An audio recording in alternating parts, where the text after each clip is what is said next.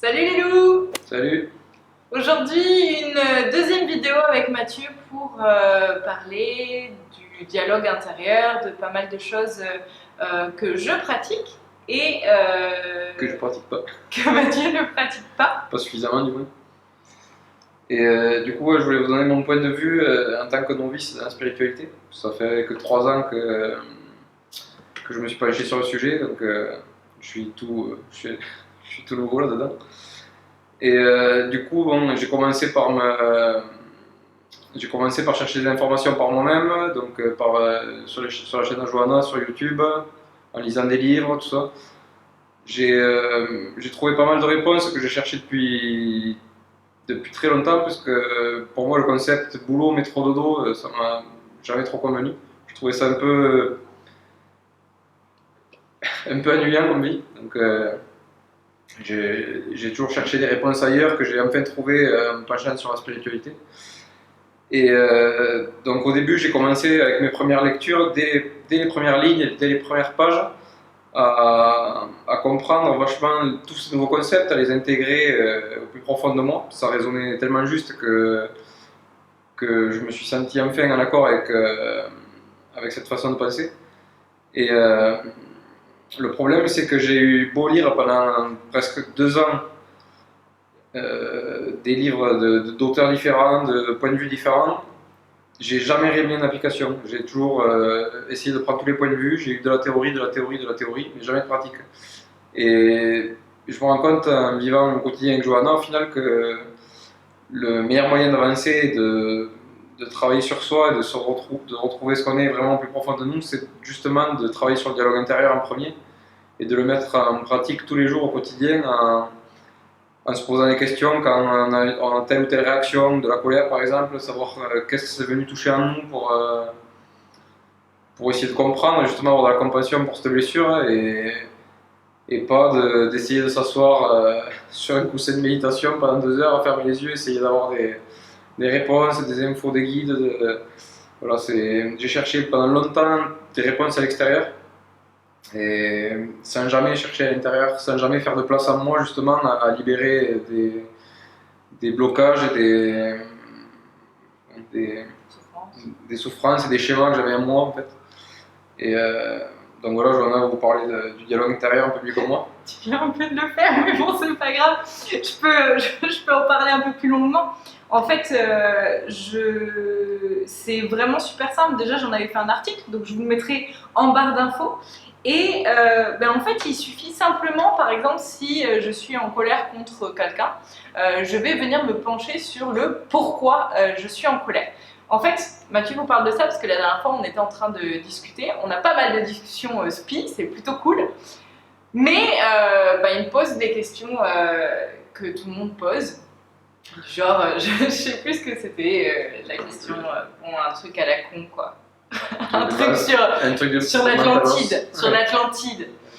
Et je lui ai expliqué que, en fait, justement, si j'ai autant de réponses et si j'ai la chance d'avoir autant de réponses, c'est peut-être parce que justement, je me pose jamais de questions. Jamais, vraiment, jamais. Les seules questions que je me pose, c'est sur l'intérieur. Je me suis jamais demandé s'il y avait de l'Atlantide ou quoi que ce soit, parce que en fait, j'en ai rien à faire. Et que je pense que c'est pas quelque chose qui peut m'apporter du bonheur à l'intérieur de moi. Sur le coup, ça va contenter mon mental et son envie de curiosité et de culture générale. Et encore que, il y a un dicton que j'adore qui dit la culture c'est comme la confiture, moins on en a plus on l'étale. Et elle est bien.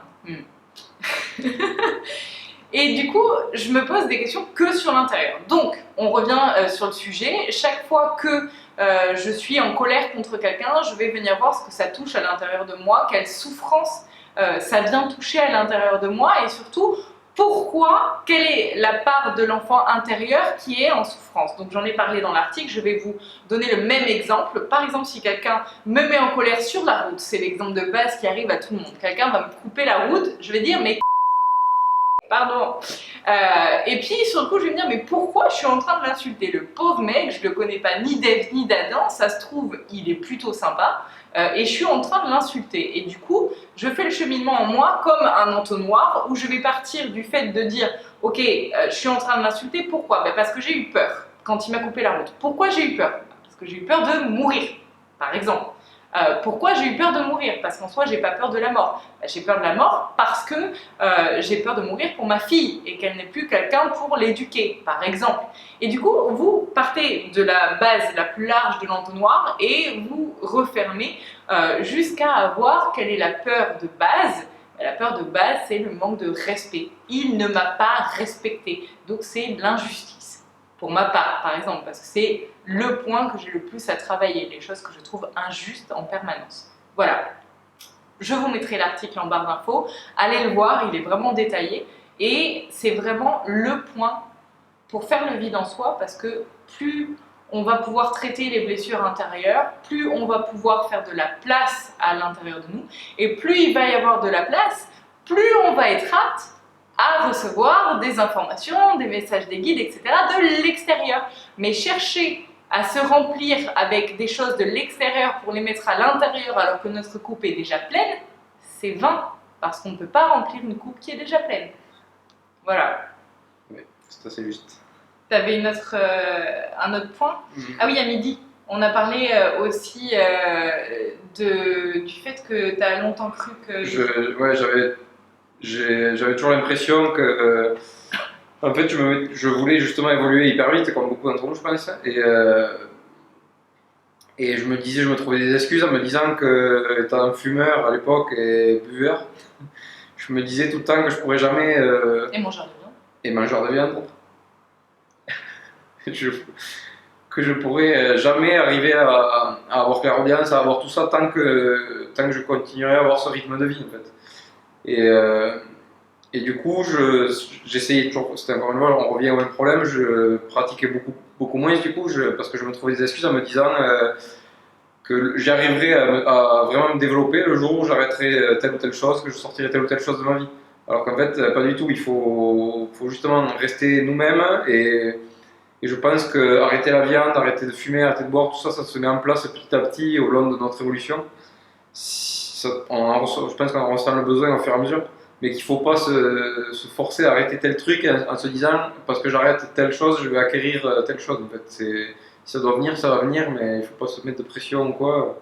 Il y a une jolie phrase qui dit il ne faut pas attendre d'être parfait pour commencer quelque chose de bien. Ouais, c'est vrai. Et du coup, voilà, on en revient toujours à la théorie. Je pense que c'est vraiment le mental qui veut toujours essayer d'avoir le plus d'informations possible pour pouvoir tout contrôler. Alors que ça sert strictement à rien et justement en faisant ça, on continue d'alimenter le mental alors qu'on veut essayer de le calmer. Et donc je pense que c'est vain, comme dit Johanna, de toujours chercher à l'extérieur, de toujours se trouver des excuses. Donc il ne faut pas forcément manger des graines pour arriver à... Je bouffe pas que des graines, sire, mais j'estime que si on avale l'équivalent de son poids en viande 2 fois par jour, il faut pas s'étonner de ne pas pouvoir mettre un pied devant l'autre sur les champs de bataille. Je ne mange pas de graines! À être soit thérapeute, soit avoir des infos des guides, soit voilà, être en paix avec soi-même.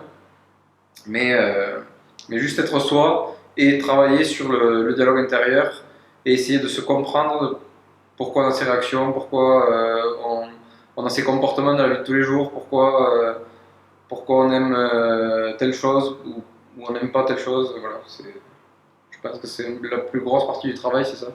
Un autre point qui est super important, je pense qu'il y a énormément de personnes qui croient que quand on est thérapeute, on s'énerve jamais, qu'on mange des graines, que tout ça. Je vous le dis, il rigole, t'es fourbe, je rigole aussi.